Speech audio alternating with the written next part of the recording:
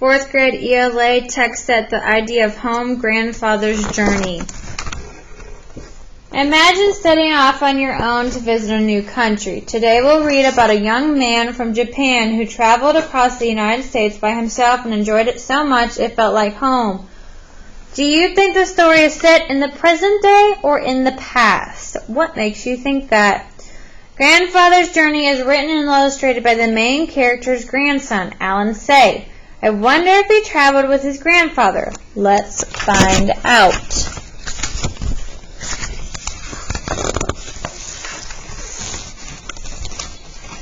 My grandfather was a young man when he left his home in Japan and went to the sea. He wore European clothes for the first time and began his journey on a steamship. The Pacific Ocean astonished him.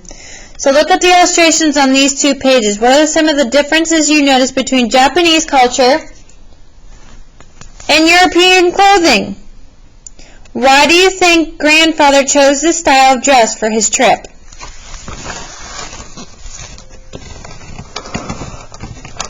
For 3 weeks he did not see land. When land finally appeared, it was the New World. He explored North America by train and riverboat and often walked for days on end. Deserts with rocks like enormous sculptures amazed him. The endless farm fields reminded him of the ocean he had crossed. So how does this illustration make you think of an ocean? Huge cities of factories and tall buildings bewildered and yet excited him. He marveled at the towering mountains and rivers as clear as the sky.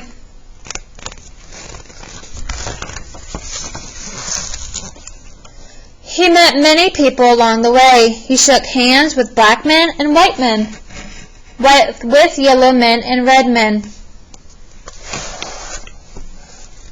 The more he traveled, the more he longed to see new places and never thought of returning home. So why do you think grandfather did not think of returning home? I wonder if he ever came to miss his home. Of all the places he visited, he liked California the best. He loved the strong sunlight there, the Sierra Mountains, the lonely seacoast. After a time, he returned to his village in Japan to marry his childhood sweetheart. Then he brought his bride to the new country. They made their home by the San Francisco Bay and had a baby girl.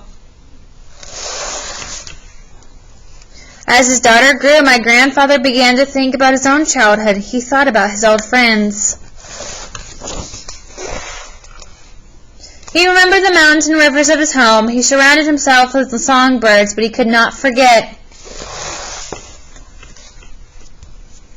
Finally, when his daughter was nearly grown, he would wait no more. He took his family and returned to his homeland. So grandfather does in fact come to miss his home. What do you think his daughter will think of Japan? Once again, he saw the mountains and rivers of his childhood. They were just as he had remembered them. Once again, he exchanged stories and laughed with his old friends. But the village was not a place for a daughter from San Francisco. So my grandfather bought a house in a large city nearby. There the young woman found love, married, and sometime later I was born.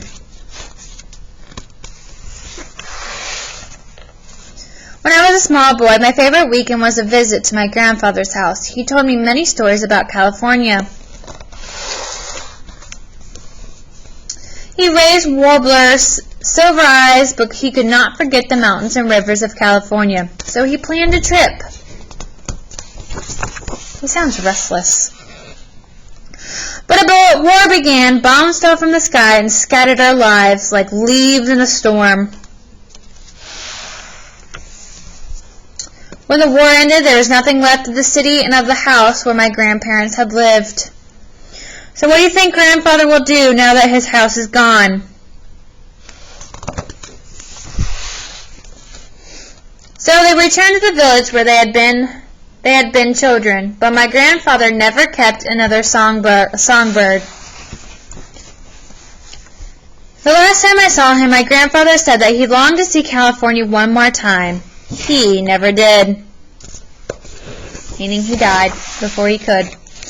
And when I was nearly grown, I left home and went to see California for myself. After a time, I came to love the land my grandfather had loved, and I stayed on and on until I had a daughter of my own. But I also miss the mountains and rivers of my childhood. I miss my old friends, so I return now and then when I can not still the longing in my heart. The funny thing is, the moment I am in one country, I'm homesick for the other. So the author says, the moment I am in one country, I am homesick for another. What do you think he means? I think I know my grandfather now. I miss him very much.